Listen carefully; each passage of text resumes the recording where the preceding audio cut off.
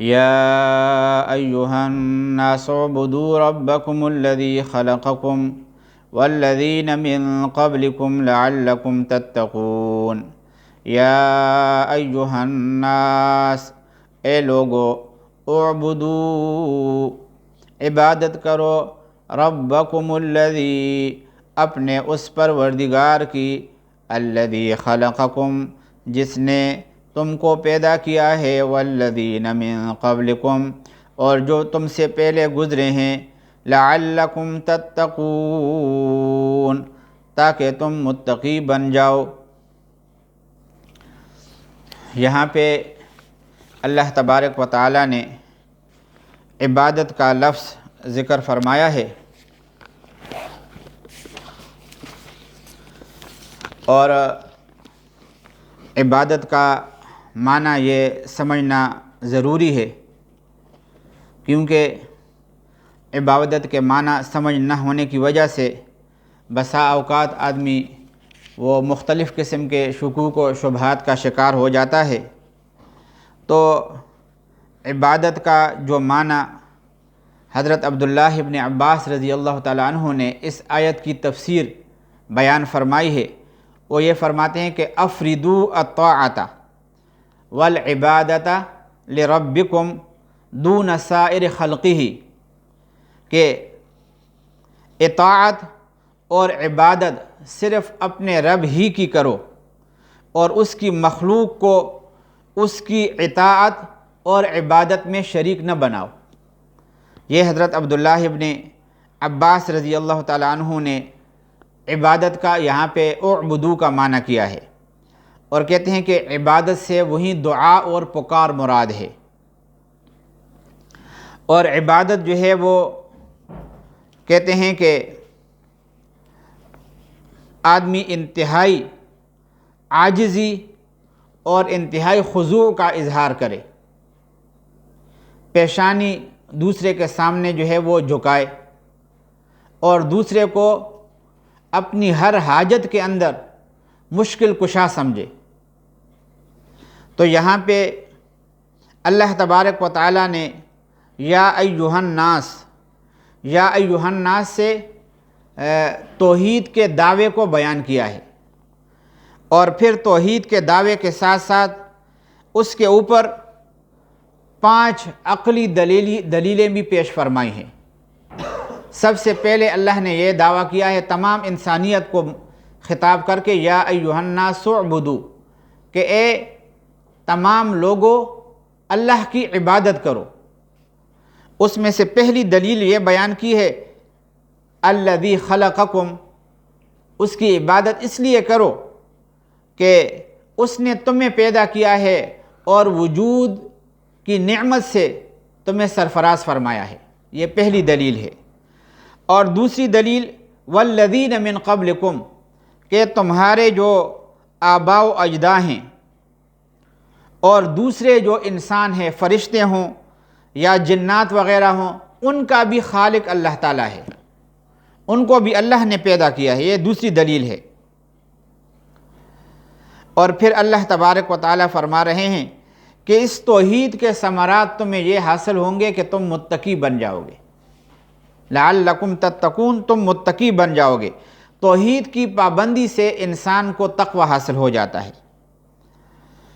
اور پھر آگے اللہ تبارک و تعالیٰ نے دیگر دلائل بھی ذکر فرمائے ہیں۔ یہ تو، اور تیسری دلیل الذی جعل لکم الارض فراشا، وہ بھی ہم عرض کریں گے انشاءاللہ، کہ اللہ تعالیٰ نے فرش، زمین کو فرش کی طرح ہموار بنایا تمہارے لیے، اور اس کے اوپر انسان کا چلنا، انسان کا بیٹھنا اور اپنے کاروبار اس میں کرنا اس کے لیے ممکن ہے۔ اور چوتھی اور پانچویں دلیل وَأَنزَلَ مِنَ السَّمَاءِ مَاءً فَأَخْرَجَ بِهِ مِنَ الثَّمَرَاتِ رِزْقًا لَكُمْ، کہ بارش کے ذریعے سے مردہ زمین کو زندہ کر کے اس سے تمہارے لیے روزی پیدا کی۔ یہ 5 عقلی دلیلیں اللہ تعالیٰ نے اپنے توحید کے اوپر بیان فرمائی ہیں۔ اور یہاں پہ یہ توحید کا جو دعویٰ ہے یہ سب سے پہلا دعویٰ ہے، یا ایھا الناس کے اندر توحید کا سب سے پہلا دعویٰ ہے۔ اور پھر اس کے بعد رکوع نمبر 9 کے اندر اللہ تبارک و تعالیٰ کا ارشاد ہے وَإِلَٰهُكُمْ إِلَٰهٌ وَاحِدٌ، یہ پہلے دعوی توحید کا جو ہے نا وہ دوبارہ اس کا اعادہ ہے۔ اور پھر تیسرے نمبر پر رکوع نمبر 34 کے اندر اللہ لا الہ الا هو الحی القیوم، اللہ لا الہ الا ہو، پھر جو ہے نا وہ تیسری بار اس دعا کا، اس دعوی توحید کا اعادہ فرمایا ہے۔ مفسرین اس کی وجہ یہ بیان کرتے ہیں کہ مشرکین 3 قسم کا شرک کرتے تھے۔ سب سے پہلے تو دعا کے اندر، پکار کے اندر وہ اپنے معبودوں کو پکارتے تھے۔ حالانکہ ہم جب بھی دعا کرتے ہیں تمام مسلمانوں کو یہ حکم ہے کہ اپنی حاجتوں کے اندر، اپنی مشکلات کے اندر وہ اللہ کو پکاریں، مصائب کے دور کرنے کے سلسلے میں وہ اللہ کو پکاریں۔ تو وہ مشرکین وہ شرک فی العبادت کا، شرک فی الدعا کے مرتکب ہوتے تھے۔ اور دوسرے نمبر پر نظر و نیاز وہ غیر اللہ کے نام پر دیتے تھے۔ اور تیسرے نمبر پر شفاعت قہری کے ذریعے سے اپنے معبودوں کو اللہ تعالیٰ کے ہاں شفیع غالب قرار دیتے تھے۔ شفاعت قہری کا مطلب یہ ہے کہ کسی شخص، اللہ کی مخلوق کے بارے میں یہ عقیدہ رکھنا کہ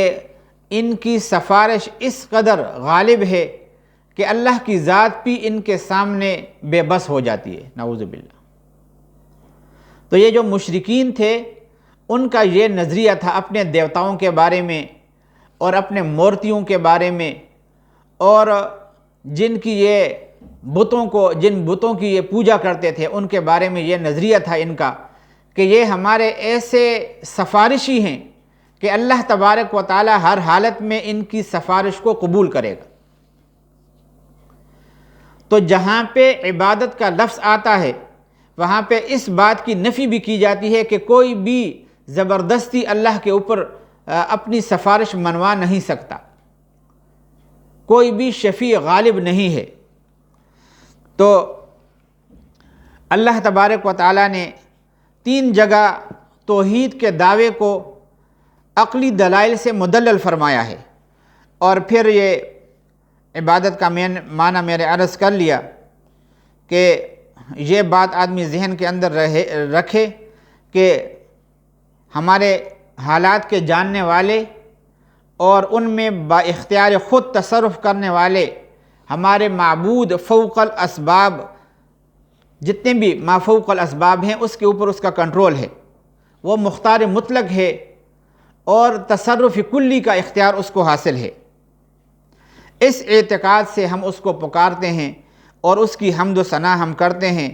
اس کے سامنے رکوع کرتے ہیں، اس کے سامنے سجدہ کرتے ہیں، اس کے نام پر نظر و نیاز دیتے ہیں، اس کی تعظیم جو ہے ہم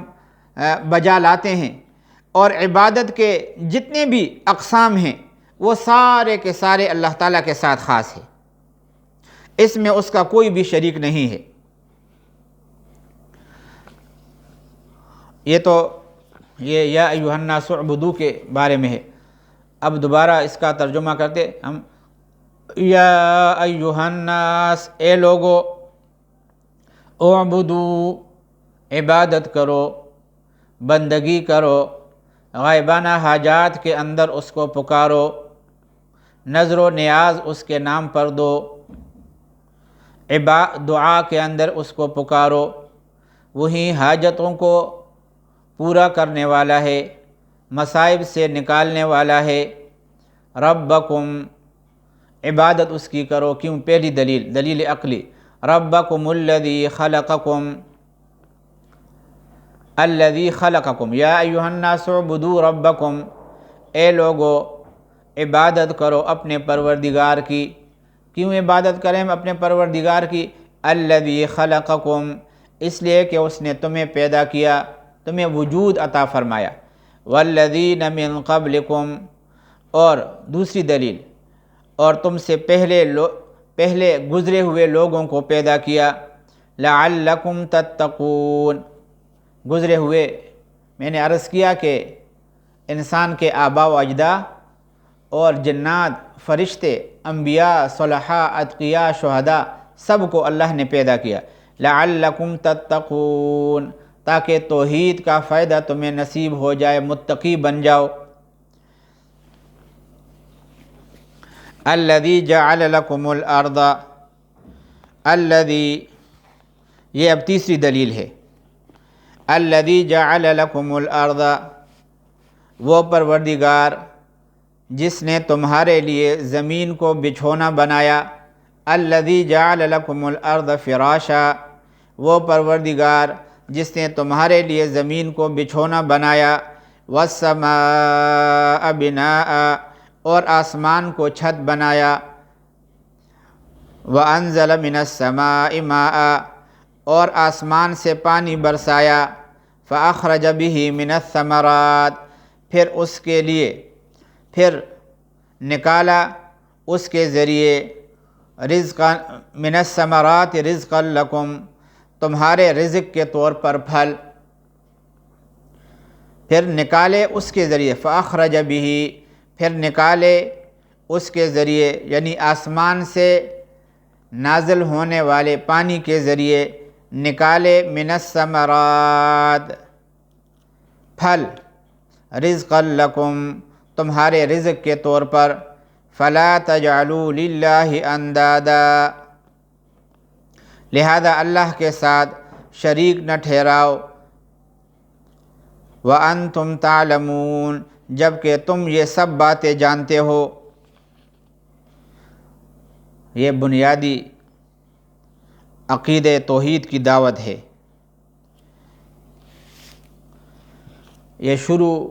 اصطلاحات قرآن کے وقت میں نے عرض کیا تھا کہ اہل عرب یہ مانتے تھے کہ ساری کائنات کو اللہ نے پیدا کیا ہے، اور آسمان اور زمین کی تخلیق، آسمان سے بارش برسانا، اس سے پیداوار کا اگانا، یہ سب ان کا نظریہ تھا کہ اللہ تعالیٰ کے کام ہیں۔ لیکن اس کے باوجود وہ یہ عقیدہ بھی رکھتے تھے کہ اللہ نے بہت سے کاموں کو بتوں کے سپرد کر رکھے ہیں، اور وہ بت اپنے اپنے کاموں میں براہ راست فیصلہ کرتے ہیں اور فیصلہ کرنے کی صلاحیت رکھتے ہیں، تو لہٰذا وہ ان بتوں کی عبادت اس لیے کرتے تھے کہ وہ ان کی مدد کریں، یہ ان کا نظریہ تھا۔